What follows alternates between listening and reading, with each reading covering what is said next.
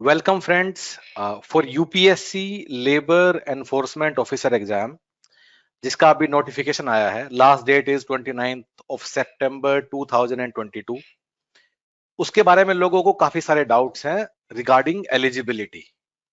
ऐसा क्यों है? बिकॉज लोगों के पास डिफरेंट डिफरेंट तरह की डिग्रीज हैं। कुछ के पास डिप्लोमा नहीं है, डिग्री है, कुछ के पास अंडर ग्रेजुएट डिग्री है, पर उन कीवर्ड्स में से नहीं है जो कि यूपीएससी ने अपने नोटिफिकेशन में लिखा है। कुछ कुछ लोगों को कुछ अलग तरह की डिग्रीज भी हैं। जैसे कुछ लोग कह रहे हैं कि अगर किसी ने सीएस किया वो एलिजिबल है नहीं है, या फिर बीटेक वालों का क्या होगा, बीएससी वालों का क्या होगा। सो गाइज, ये एक डेडिकेटेड सेशन है जिसमें हम सिर्फ और सिर्फ एलिजिबिलिटी की बात करेंगे। So before I start I want to put a broad and wide disclaimer. Disclaimer क्या है कि हम लोग यूपीएससी के रिप्रेजेंटेटिव नहीं है, नहीं हम लोग ministry of labour and employment के रिप्रेजेंटेटिव हैं, और न ही हमारा कुछ विशेष लीगल एक्सपर्टीज है in interpretation of the language which is written in the notification. तो हम लोग क्या कर रहे हैं? So guys, based on our experience, based on our understanding. Experience कहां से आया? हमने 2017 में एएलसी किया था, लेबर एनफोर्समेंट ऑफिसर भी किया था क्योंकि एक ही एग्जाम था। अभी 2021 में फिर एएलसी किया। अब एएलसी एलईओ की eligibility is almost similar, same नहीं है, सिमिलर है। जैसे कि कुछ ग्रेजुएशन में मांगा है और फिर एक 1 ईयर डिप्लोमा मांगा है। और एएलसी की एलिजिबिलिटी भी उतनी ही कंफ्यूजिंग है जितनी एलईओ की है। LEO is labour enforcement officer. So because we did that in 2017, फिर 2021 में भी किया, तो हमारे पास बड़ी सारी क्वेरीज आई। काफी हम लोगों से हमारे लोगों से बात हुई, फिर हमने रिसर्च भी की।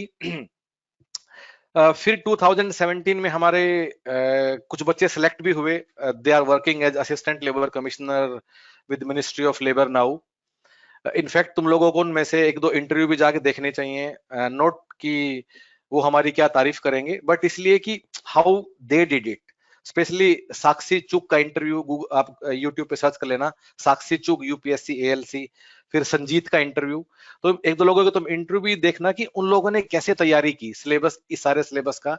एंड आई एम श्योर काफी उन्होंने इंटरेस्टिंग बातें बताई हैं कि how you should go head. So coming back, क्योंकि जब जब सब बच्चों ने हमसे एलिजिबिलिटी के बारे में पूछा तो वी रीज्ड आउट। हमने कुछ मिनिस्ट्री में बात की लोगों से, हमने कुछ अपने पुराने स्टूडेंट से बात की जो आज मिनिस्ट्री में एज अ एनफोर्समेंट ऑफिसर या असिस्टेंट लेबर कमिश्नर काम कर रहे हैं। Then we also did some secondary research on internet की किसका क्या मतलब है, वो सब है। सो बेस्ड ऑन दैट हमने कुछ डेटा पॉइंट इकट्ठे किए। सो गाइज, आज के सेशन का ऑब्जेक्टिव क्या है कि वो जो भी हमें पता है over the years, will share those data points with you. उसके बाद डिसीजन आप लोगों को लेना है। Of course will give you overall framework. हम ऐसा अदर एक्सेप्ट फ्यू कोर्सेज, हम ऐसा बोलने की स्थिति में नहीं है कि ये तो पक्का एलिजिबल है ही और ये पक्का एलिजिबल नहीं है। There are lot of grey areas as well. वो भी हम आपको साफ साफ बता देंगे। Then you can take your decision, but will also tell our reason कि हम ऐसा क्यों सोचते हैं। सो with everything which I am going to discuss, I'm going to put up some data point, या उसके पीछे हमारा क्या थिंकिंग है। उसके बाद आप लोग अपना डिसीजन ले सकते हैं कि आप एलिजिबल है या नहीं है। अनदर थिंग गाइज, कुछ बाकी भी चीजें एग्जाम के बारे में, जैसे कि कैसे सिलेबस पढ़ना है, कट ऑफ कितना हो सकता है, या फिर अभी अभी आपको एक और डाउट आएगा जो कि अभी नहीं आया पर आएगा, देखना कि फॉर्म कैसे भरें। क्योंकि एएलसी में भी बिल्कुल सेम कहानी थी। अब फॉर्म में वहां लिखा होगा डिप्लोमा, डिग्री लिखने की जगह ही नहीं होगी, पोस्ट ग्रेजुएट डिग्री। फिर लोगों को डाउट होगा कि फॉर्म कैसे भरें। तो अगले ही कुछ दिनों में हम फॉर्म कैसे भरें इसका भी एक वीडियो पब्लिश करेंगे।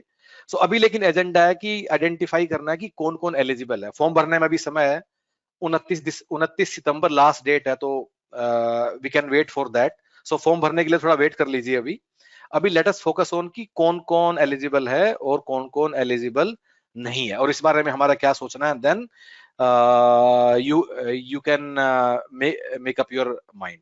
ठीक है गाइज, तो शुरू करते हैं। Before that I want to tell everybody कि हम लोग we are starting live classes for UPSC labour enforcement officer, जो कि 1 अक्टूबर 2022 से शुरू होगा, जिसमें आपको हम लोग 3-4 महीने अच्छे से पढ़ाएंगे। And if you want to see कि उस कोर्स में कैसे है, कैसे आप एनरोल कर सकते हो, कैसे आगे बढ़ सकते हो, तो उसके लिए क्या करना आप लोगों को, you have to go on the website of human peritus. और ये ह्यूमन पेरिटस का वेबसाइट खुल गया, इसमें जाएंगे आप लेबर एनफोर्समेंट ऑफिसर, यहाँ से भी जा सकते हैं, यहाँ से भी जा सकते हैं, इस वाले पेज पे जाएंगे। और इस वाले पेज पे अच्छे से हमारी टीम ने आपको समझाया है कि कैसे कैसे आप एनरोल कर सकते हो, कैसे आप पढ़ाई करोगे। पहले बुक से आप पढ़ाई करोगे, फिर चीजों को समझोगे टीचर के साथ, फिर सवाल प्रैक्टिस करोगे, फिर ये अगेन मतलब 3-4 महीने लगेंगे, हार्ड वर्क वाला तरीका है ये।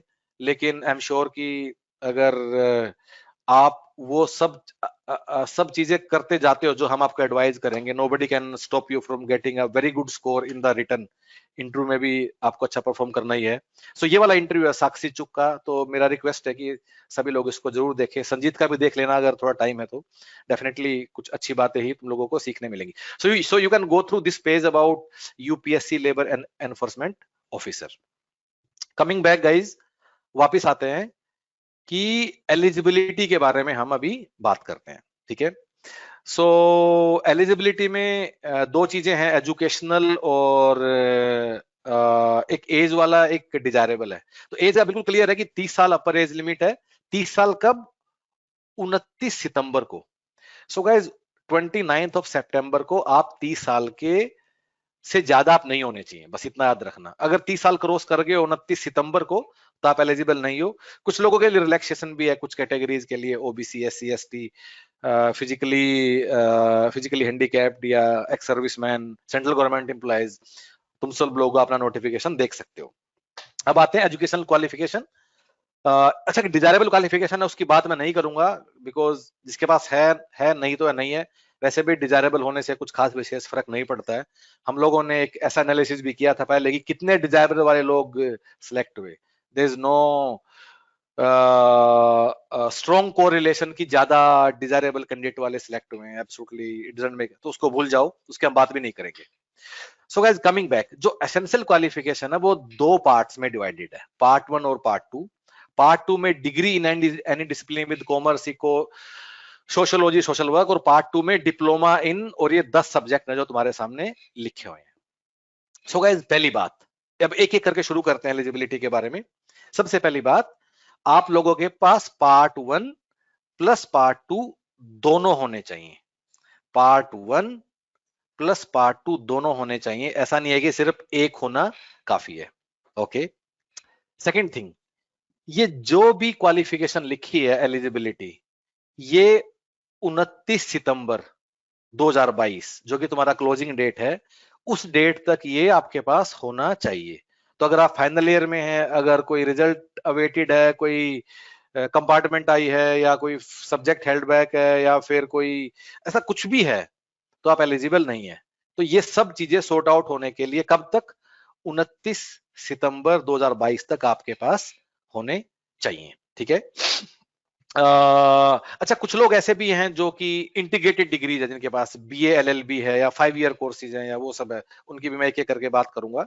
सो पूरे डिस्कशन को हम दो पार्ट्स में तोड़ लेते हैं, पार्ट 1 और पार्ट 2। पहले पार्ट 1 की बात करते हैं, फिर मैं पार्ट 2 की बात करता हूं, ठीक है। सो गाइस पार्ट 1 में क्या लिखा है कि degree in any discipline, degree in any discipline with these subjects, वो कौन से हैं? कॉमर्स, इको, सोशियो और सोशियोलॉजी और सोशल वर्क, ये चार हैं। अच्छा, लिखा है डिग्री इन एनी डिसिप्लिन, इसका मतलब डिग्री हो किसी में भी, लेकिन इनमें से कोई एक सब्जेक्ट होना चाहिए। अनदर थिंग गाइज, एक बीच में बताना भूल गया मैं, जो भी हम डिग्री की बात कर रहे हैं, अगर वो पार्ट टाइम है, अगर वो फुल टाइम है, कोरस्पोंडेंस है, कैसे भी है, उससे यूजीसी को फर्क नहीं पड़ता, सभी लोग एलिजिबल है, as long as it is approved by UGC. या फिर जैसे मतलब यूजीसी सब कुछ नहीं चलाता है, जैसे आईआईटीज है, आईएम है, या सेंट्रल यूनिवर्सिटी हैं, ये सब they are driven by act of parliament and not through UGC act. तो जो भी आपकी डिग्री है, as long as it is from approved institute या अप्रूव्ड यूनिवर्सिटी तो आप एलिजिबल हैं। इस बात से फर्क नहीं पड़ता, पार्ट टाइम है, डिस्टेंस है, रेगुलर है, फुल टाइम, जो भी है, मतलब फर्क नहीं, बस होना चाहिए आपके पास। ठीक है, ओके। तो वापिस आते हैं, तो degree in any discipline with these, इनमें से कोई भी अगर आपके पास सब्जेक्ट है। अब सबसे पहली बात, ये डिग्री है तुम्हारी अंडर ग्रेजुएट डिग्री, मतलब तुम्हारा बीए, बीकॉम, बीटेक या उसमें से उन उन सब में से कुछ कुछ आता है।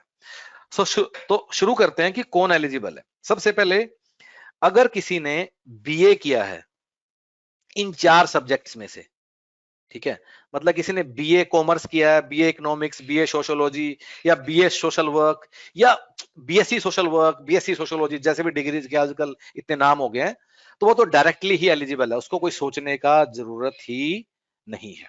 ठीक है, अब आते हैं कुछ ऐसे कोर्सेज के बारे में जो कि डायरेक्टली डिग्री में ये नाम नहीं है। जैसे कि अगर किसी ने किया है बीबीए, अगर किसी ने किया है बीबीए, या किसी ने किया है bachelor in business economics, BBE, BBE, तो आप भी एलिजिबल हो। आप क्यों एलिजिबल हो? क्योंकि आपकी जो डिग्री है उसके अंदर इनमें से डेफिनेटली कुछ सब्जेक्ट्स होते हैं, इकोनॉमिक्स या कॉमर्स में से खूब सारे सब्जेक्ट होते हैं मैनेजमेंट वालों के पास, अगर वो अंडर ग्रेजुएट डिग्री मैनेजमेंट में करते हैं, तो आप लोग भी डेफिनेटली एलिजिबल हो।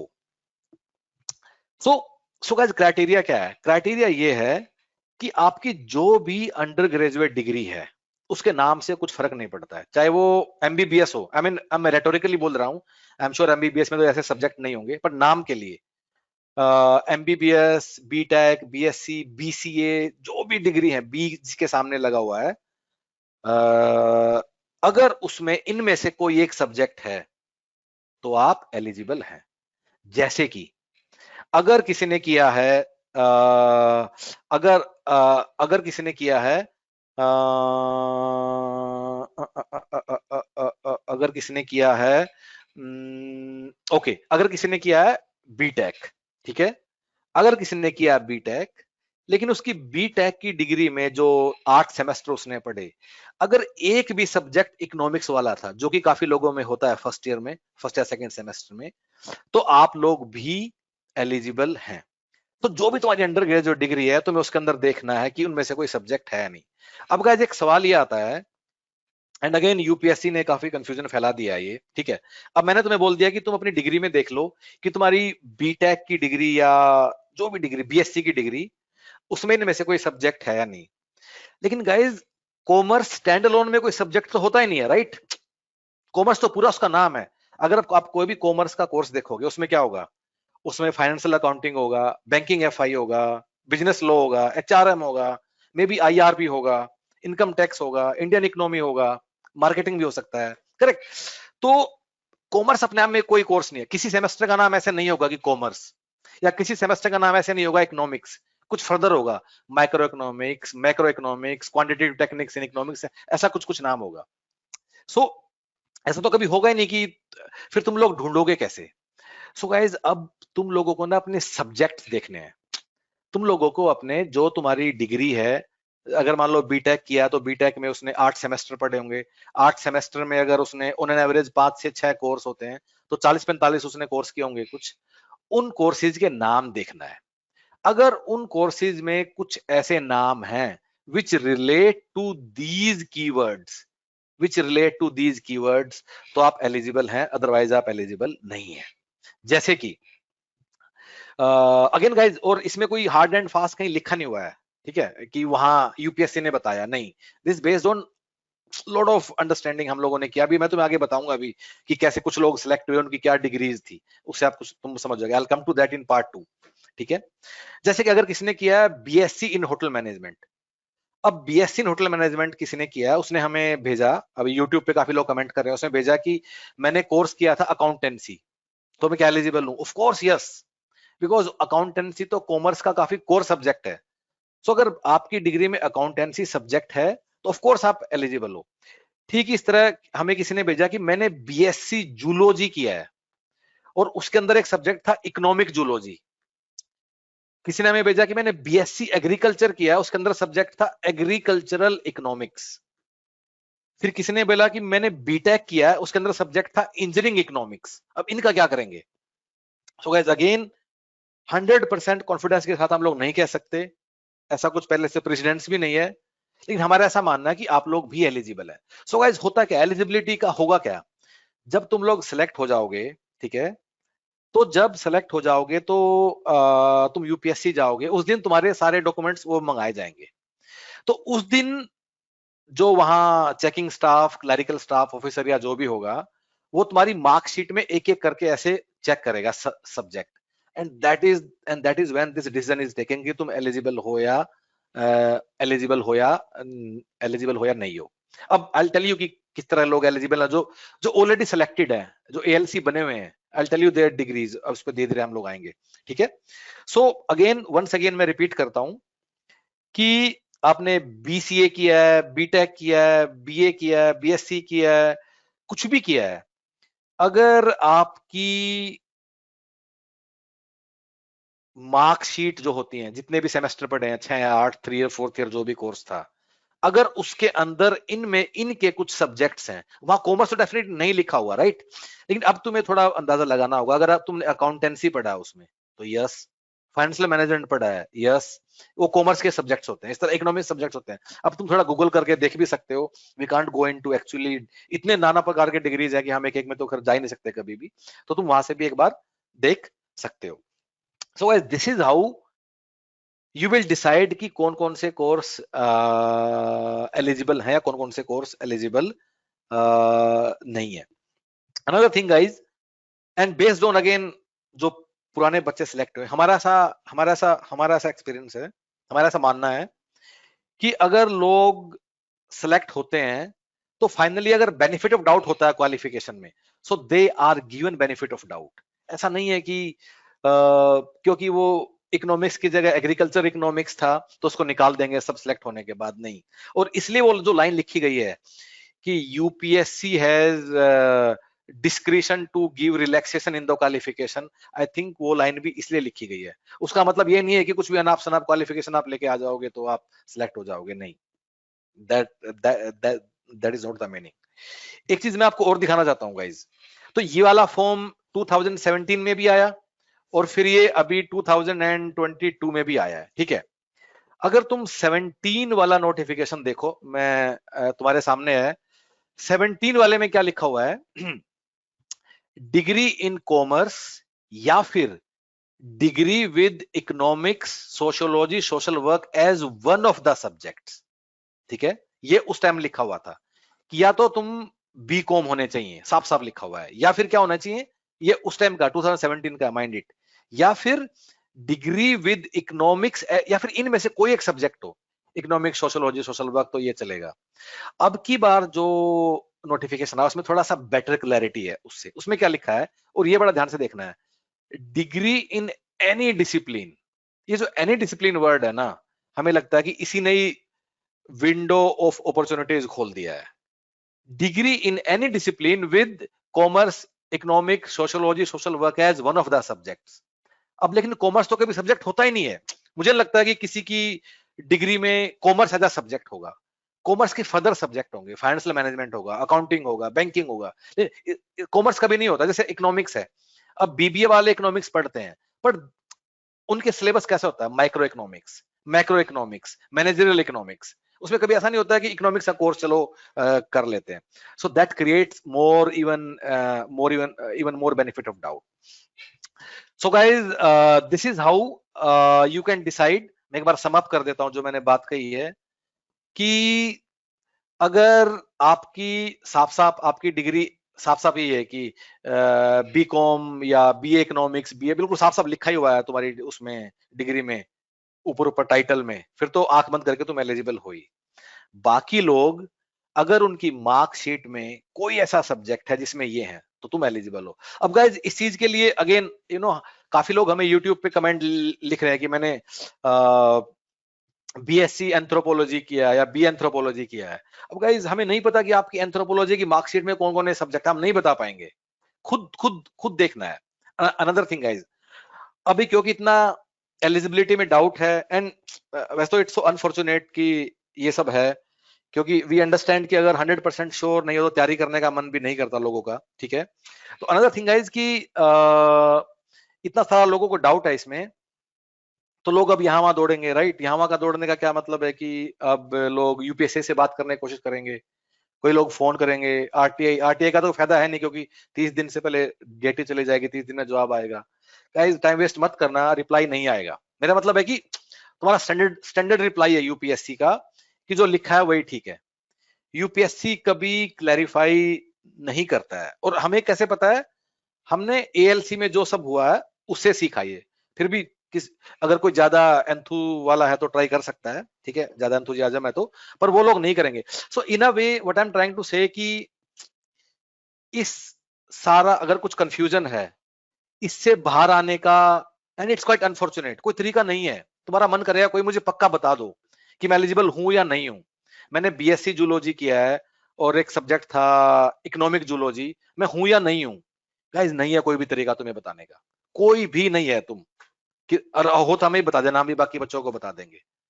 तुम्हें अपना लीप ऑफ फेथ लेना होगा based on what ever we understood in this discussion. इसके अलावा कोई तरीका हमें नहीं लगता कि है कि जो बता सकता कि है है या नहीं है, ठीक है। Okay guys, so coming to part 2 now. So part 2 में यूपीएससी ने क्या पूछा है? पार्ट 2 में यूपीएससी ने पूछा है डिप्लोमा इन दीज 10 सब्जेक्ट्स, 1 2 3 4 5 6 7 8 9 और 10। सो गाइस सबसे पहला काम मैं क्या करता हूं, इस 10 की लिस्ट को बढ़ा देता हूं, ठीक है। So I will write one more 11, और 11 है human resource management, HRM. See guys, in this entire video कुछ ऐसी बातें हैं जिनके बारे में we are not sure and we are telling you कि दीज आर ग्रे एरियाज। कुछ ऐसी बातें हैं जिनके बारे में वी आर 100% श्योर। सो जो मैंने यहाँ 11th कीवर्ड एचआरएम ऐड किया है, we are 100% sure about it. Okay, तो शुरू करते हैं कि कौन कौन एलिजिबल है। सबसे पहले, अगर किसी ने डिप्लोमा किया है in any of these 11 subjects, वो तो 100% एलिजिबल है, इसमें किसी को कोई डाउट नहीं है, ठीक है। दूसरी बात, अगर किसी ने पोस्ट ग्रेजुएट डिग्री किया है, mind it guys, post graduate degree किया है again any of these 11 subjects, वो भी 100% एलिजिबल है, उसको डाउट नहीं होना चाहिए। अब हम लोगों ने एक वीडियो डाला यूट्यूब पे, काफी लोगों ने एलिजिबिलिटी के बारे में हमसे कमेंट्स किए, और हमारी टीम उसको कंटिन्यूअसली रिप्लाई भी कर रही है based on whatever we know. अब कुछ लोगों का ऐसा ऐसा कहना है, सो देयर इज समबडी जिसने किया है बीए इन सोशल वर्क, ठीक है, बीए इन सोशल वर्क किसी ने किया है। यूपीएससी ने क्या पूछा है? Diploma in social work. तो कुछ लोगों का कहना है कि यूपीएससी ने पूछा डिप्लोमा इन सोशल वर्क, मैंने किया है degree in social work, B is a degree, therefore I am eligible. ये वाली बात गलत है। This is incorrect understanding as पर what ever we know. So guys, ये जो पार्ट 2 की सारी स्टोरी है, this entire part 2 story is about post graduation only. अगर किसी ने सोशल वर्क में बीए किया है तो उस वाली एलिजिबिलिटी को आप पार्ट 1 में ही यूज या लिवरेज कर सकते हो। कोई भी बीए बीकॉम कोई भी बैचलर डिग्री को आप पार्ट 2 में लेके आना ही नहीं है, चाहे वो कितना ही रेलेवेंट है, कितना ही कीवर्ड है, कितना ही क्या है, या वो सब उसमें आना नहीं है। अब फिर किसी ने ऐसा पूछा कि एलएलबी, एलएलबी क्या है? एलएलबी, उसमें भी बैचलर वर्ड है, राइट, बैचलर ऑफ लॉ या ऐसा कुछ होता है। तो how that is guys, LLB भी ग्रेजुएशन के बाद होती है unless it's a 5 year course, ठीक है। So anyway, so summary is what कि अगर इन 11 कीवर्ड्स में किसी ने ग्रेजुएशन डिग्री किया है, इन 11 कीवर्ड में, ठीक है, that cannot be used as qualification which is meeting 1 year diploma. उसको ग्रेजुएशन में जाके यूज होता है तो कीजिए, अदरवाइज कीप दैट आउट। जब हम पार्ट 2 और डिप्लोमा की बात कर रहे हैं, सिर्फ और सिर्फ पोस्ट ग्रेजुएट डिग्री या पोस्ट ग्रेजुएट डिप्लोमा की बात करनी है। Let's be very clear about it. ठीक है, आगे बढ़ते हैं। और कौन एलिजिबल है? एलएलबी एलिजिबल है? बिल्कुल है। एलएलएम ऑफ कोर्स, अगर किसी ने एलएलबी किया तभी वो एलएलएम करेगा, वो भी एलिजिबल है, 100% श्योर। उसके अलावा अगर किसी ने 5 ईयर एलएलबी किया, इंटीग्रेटेड एलएलबी, बीएलएलबी, वो जो कोर्स होते हैं अपने 5 साल वाले, वो सब लोग भी 100% एलिजिबल हैं, इसमें कोई डाउट नहीं है। नेक्स्ट, अगर किसी ने एमबीए एचआर किया है, वो एलिजिबल है, 100% एलिजिबल है। इनफैक्ट पहले कुछ लोग ऐसे सिलेक्ट भी हुए हैं जो एमबीए एचआर थे। किसी का एएलसी में रिक्वायरमेंट में क्या था? Diploma in IR, diploma in personal management, वो सब था, एचआर वर्ड नहीं था। लेकिन किसी ने एमबीए एचआर किया है, even those guys are selected, और वो लोग, उनमें से कुछ लोग आज वहां काम कर भी रहे हैं। And you can also check that. तुम, अभी मैं बताऊंगा कैसे तुम लोग चेक कर सकते हो उन लोगों की क्वालिफिकेशन भी। सो एमबीए एचआर भी एलिजिबल है। अब आगे बढ़ते हैं। नेक्स्ट, किसी ने एमबीए किया है but not in HR, I mean not in HR as specialisation. तो किसी ने अगर एमबीए किया है विद स्पेशलाइजेशन में भी ऑपरेशंस या फिर मार्केटिंग या फिर एफएम या फिर आईटी, इन सारे लोगों का क्या? सो गाइस, हमारी अंडरस्टैंडिंग ये है कि एमबीए किया है और किसी में भी स्पेशलाइजेशन किया है, आप सभी लोग एलिजिबल है, बिकॉज हर एक एमबीए कोर्स में फर्स्ट ईयर में कम से कम एक एचआर का सब्जेक्ट जरूर होता है। Specialisation comes in picture in second year, right? तो आप सभी लोग भी as per hour understanding eligible हैं, अगर एमबीए आपने किसी और में भी किया है, because HR is a subject in, even if you don't have a specialization in HR, because HR is a subject in first year. उसके बाद give me a second, मैं अपना चार्जर लगा लेता हूं। ओके, नेक्स्ट, आगे बढ़ते हैं। ठीक है, उसके बाद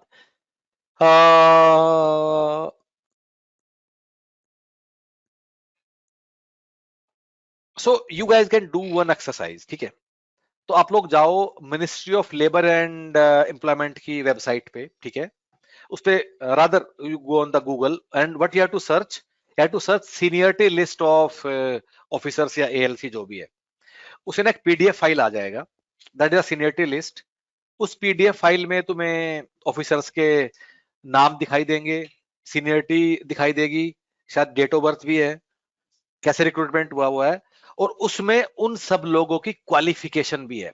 so guys, that document will give you very good idea कि किस किस क्वालिफिकेशन के लोग सिलेक्ट हुए हैं। और जब हम लोग ये सेशन कर रहे हैं, या हमने जो एएलसी में किया था अक्टूबर 2021 में, उसमें भी हमने उस वाले एनालिसिस के बेस पे ही काफी चीजें हमने यूज की थी जो हमने आप लोगों के साथ शेयर की थी। अब गाइज, अगर आप वो वाला डॉक्यूमेंट देखोगे जो मैंने कहा एक बार, और अगर किसी को नहीं मिले तो हमें एक ईमेल कर देना, हमारी टीम आपको ढूंढ के भेज देगी।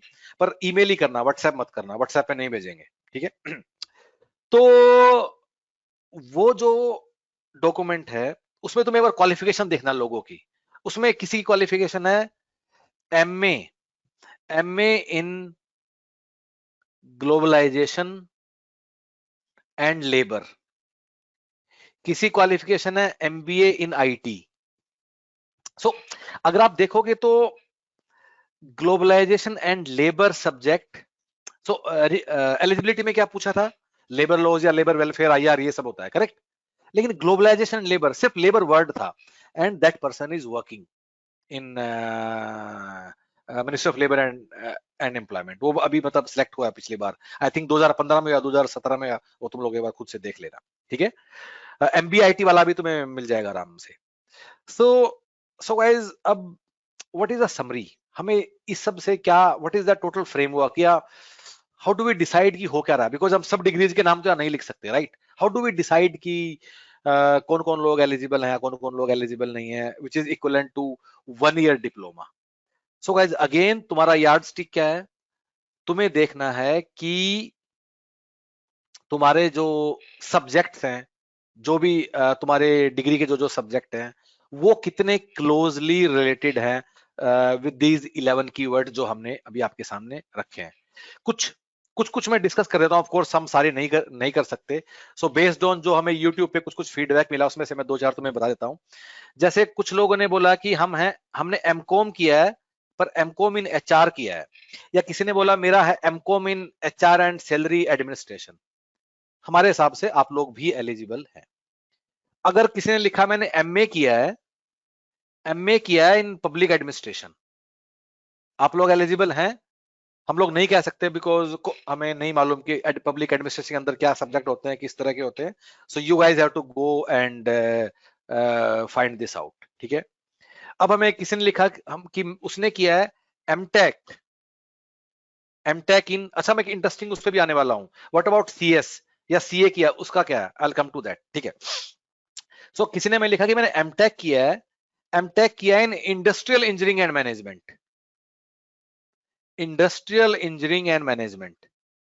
अब गाइज अगेन कोर्सेज का हमें नहीं पता कि इन भाई साहब ने क्या पढ़ा है इसके अंदर, लेकिन अगर कुछ आईआर का फ्लेवर है इसमें, आईआर के सब्जेक्ट्स हैं, then yes you are eligible. Again guys जब तुम यूपीएससी जाओगे वो तुम्हारी मार्कशीट देखेंगे, उसके अंदर सब्जेक्ट देखेंगे, that is how decision will be made. अच्छा एक और चीज है गाइज, कुछ लोग ऐसे भी आए हैं हमारे पास, ठीक है, कि कि मेरा ये कोर्स था और मेरे इस कोर्स के इस सब्जेक्ट में एचआर के 2 चैप्टर थे। Guys that doesn't matter, chapter पे नहीं जाना कि मैंने क्या पढ़ा है, क्योंकि जब यूपीएससी में वो ऑफिसर या क्लरिकल स्टाफ जब तुम्हारा वो चेक करेगा मार्कशीट, उसे नहीं पता कि उस कोर्स के अंदर क्या पढ़ाई किया है। वो उस सिलेबस खोल के कोई नहीं देखेगा तुम्हारा पीडीएफ फाइल तुम्हारी यूनिवर्सिटी जाके, उसमें सिलेबस के नाम में ही कीवर्ड होना चाहिए। सो इतना ऐसे लोग जो लगता है कि इस वाला कोर्स था लेकिन उसमें एचआर के 3 चैप्टर मैंने पढ़े थे, नहीं guys, that according to us that will not work. Subject में एचआर होना चाहिए, then it will make the impact, ठीक है। सो उसके बाद अगर किसी ने किया है एमएससी फाइनेंस, अब गाइस अगर एमएससी फाइनेंस में कुछ एचआर के सब्जेक्ट पढ़े हैं तो एलिजिबल है, अदरवाइज नहीं है। You can easily find this out. फिर किसी ने हमें लिखा है डिप्लोमा इन वुमेन एम्पावरमेंट, कोई चेन्नई यूनिवर्सिटी के आसपास कोई कोर्स है। अब हमें नहीं पता, आई थिंक अगर ये सोशियोलॉजी में फिट होता है तो है, अदरवाइज वी कांट से।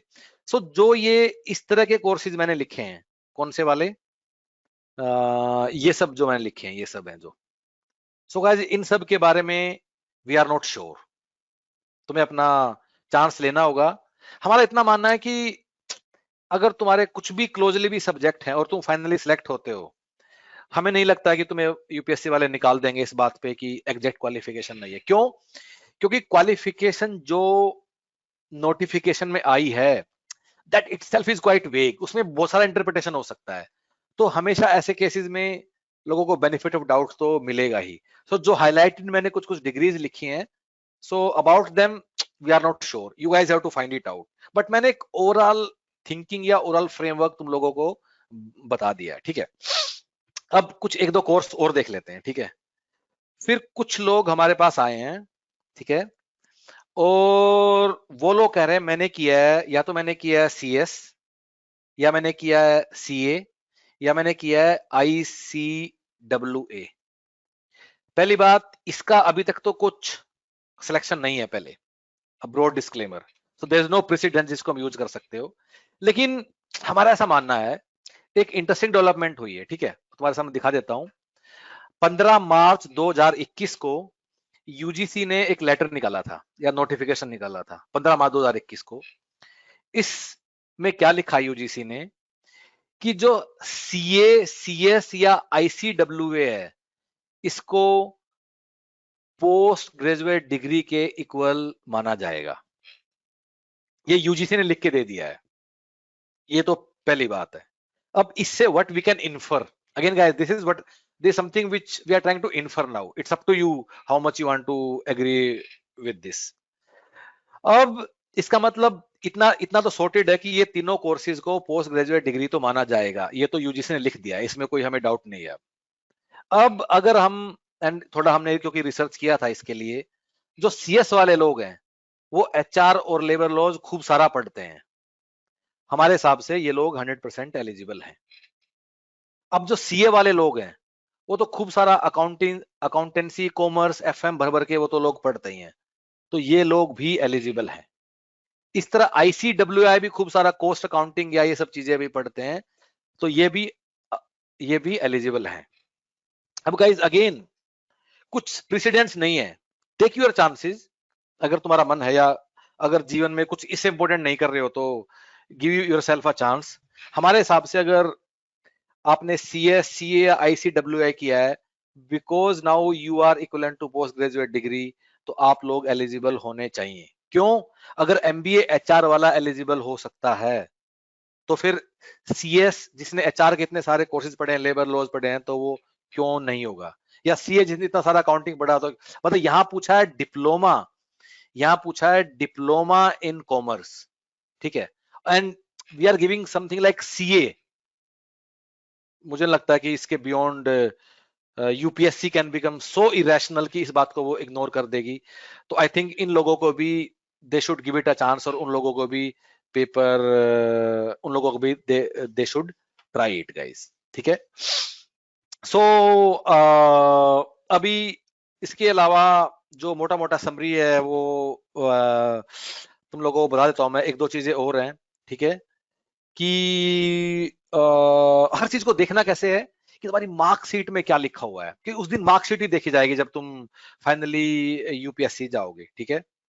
सो अब जो जो लोग एलिजिबल हैं, जो जो लोग, again guys I will repeat it once again, eligibility को 100% कोई कंफर्म नहीं कर सकता, कितना ही कोशिश कर लीजिए, and I can say it so confidently because I have seen it.